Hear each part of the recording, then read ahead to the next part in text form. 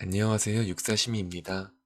오늘은 제가 잿방어라는 생선을 가지고 왔는데, 이 잿방어는 저희가 겨울에 즐겨 먹는 방어랑 사촌지간이라 봐주시면 되고, 둘 다 농어목 정형이과에 속해요. 그러면 이제 손질을 시작해 볼 건데요. 이렇게 가위로 이 잿방어를 둘러싼 지느러미를 제거해 주시면 돼요. 이 잿방어는 그 지느러미가 크게 억세지 않아 가지고 쉽게 잘리지만, 저기 위에 있는 저 부분이 조금 단단해 가지고 살짝 어려움이 있었고, 그래서 나머지 지느러미들은 크게 잘 잘렸습니다. 그 다음은 이제 비늘을 벗길 차례인데, 잿방어 비늘은 좀 작고 촘촘히 박혀있는 편이어 가지고 일반적인 비늘 제거기를 사용하지 않고 스키비키라고 이 얇은 비늘막을 제거하는 방식을 택했어요. 이 스키비키를 하면서 제일 중요한 점은 손에서 힘을 빼는 거예요.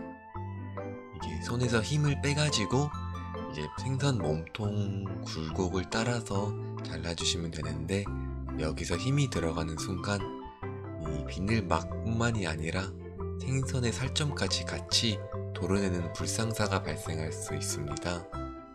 그래서 최대한 힘을 빼면서 천천히 칼을 왔다 갔다 한다는 생각으로 해보시면 생각보다 쉽게 하실 수 있을 겁니다.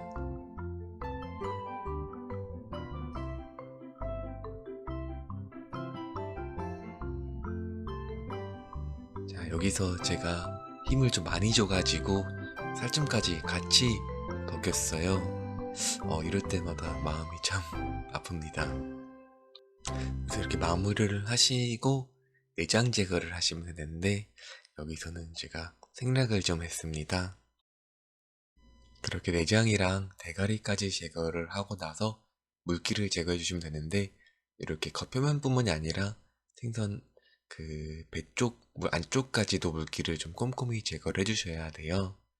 그래서 이렇게 그 최대한 물기를 모두 잡을 수 있도록 여러 겹으로 좀 감싸가지고 이제 숙성을 시켰어요. 이렇게 해동지로 잘 싸가지고 이제 공기가 통하지 않도록 이제 랩으로 잘 씌운 다음에 김치냉장고에서 숙성을 진행을 했습니다. 이제 5일 정도 숙성한 잿방어를 손질을 해볼 겁니다. 이렇게 보시다시피 칼에 기름기가 엄청나게 묻어 나옵니다. 그리고 나머지 반쪽이 어디 있는지 궁금하신 분들께 제가 숙성한 지 하루 만에 기다릴 수가 없어가지고 한 반쪽을 미리 먹어봤는데 아주 맛있었습니다. 그리고 제가 잿방어를 숙성하면서 좀 특이한 점이 있었는데, 잿방어 색깔은 이렇게 잿빛을 띠는 색깔이었다가 비닐막을 제거하니까 저렇게 흰색으로 됐었는데, 이렇게 숙성을 해보니까 색깔이 이렇게 짙은 남색으로 변해 있더라고요. 아주 신기했습니다. 그래서 이렇게 중앙뼈에서 몸통살을 분리를 했고 갈비뼈를 제거해 줄 건데, 이 제거를 하기 전에 칼이 들어간 길을 만들어 주시면은 조금 더 수월하게 하실 수가 있습니다. 그리고 갈비뼈가 일자로 되어 있는 게 아니라 생선 안쪽으로 굴곡을 져가지고 있기 때문에 한 번에 쓱 자른다고 생각하시지 마시고 천천히 갈비뼈를 느끼면서 칼도 역시 갈비뼈에 최대한 붙여서 살 로스를 최소화시키면서 제거를 해주시면 좀 수월하게 하실 수가 있습니다.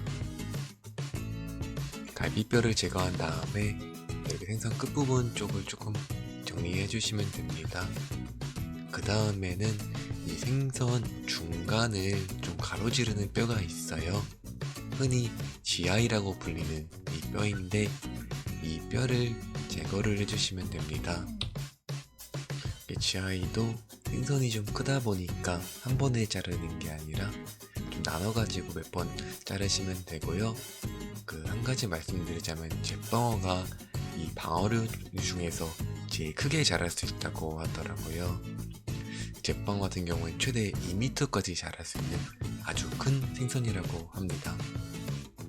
그리고 이렇게 중간 뼈를 제거하시면서 손으로 좀 느끼면서 남아있는 뼈가 있는지 좀 최종 점검을 해주시면 좋습니다. 그래서 정리가 다 됐으면은 중간뼈를 기준으로 맨 밑부분이 등살, 그 다음에 바로 밑에 뱃살, 그리고 마지막 이제 별미로 치는 배꼽살입니다. 이제 등살부터 탈피를 시작할 겁니다. 꼬리 쪽에 이제 살짝 칼집을 내어가지고 칼이 들어갈 수 있는 길을 만들어 주시면 되고요. 그 다음에 잿방어가 기름기가 아주 많다 보니까 키친타올이나 해동지로 끝부분을 잡아가지고 하시면 조금 더 수월합니다. 그리고 이 껍질과 살 사이에 얇은 기름층이 있는데 칼이 그 기름층을 따라가지고 자르시면은 조금 더 수월하게 탈피를 하실 수가 있습니다. 이 탈피를 마무리하고 한번 뒤집어 보았는데 저 도마에 기름기 묻은 거를 보실 수가 있죠. 이게 5일 정도 숙성을 하니까 잿방어 기름기가 최대치까지 오른 것 같습니다.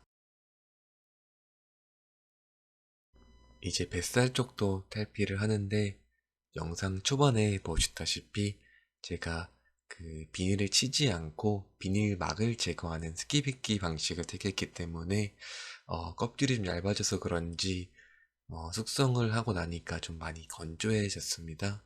그래서 이렇게 보시다시피 제가 중간에 껍질을 끊어버렸는데 혹시 그 손질하시다가 그럴 경우가 있으면 당황하시지 마시고 이렇게 그 꼬리 쪽이 아닌 앞부분 쪽 반대쪽부터 시작하시면 됩니다.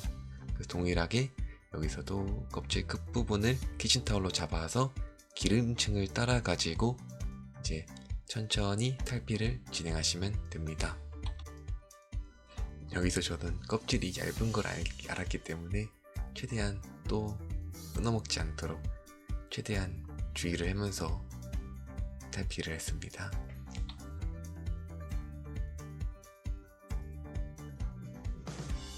제가 탈피를 하고 회를 썰어 봤는데 제가 숙성회 치고는 조금 얇게 썰고 있어요.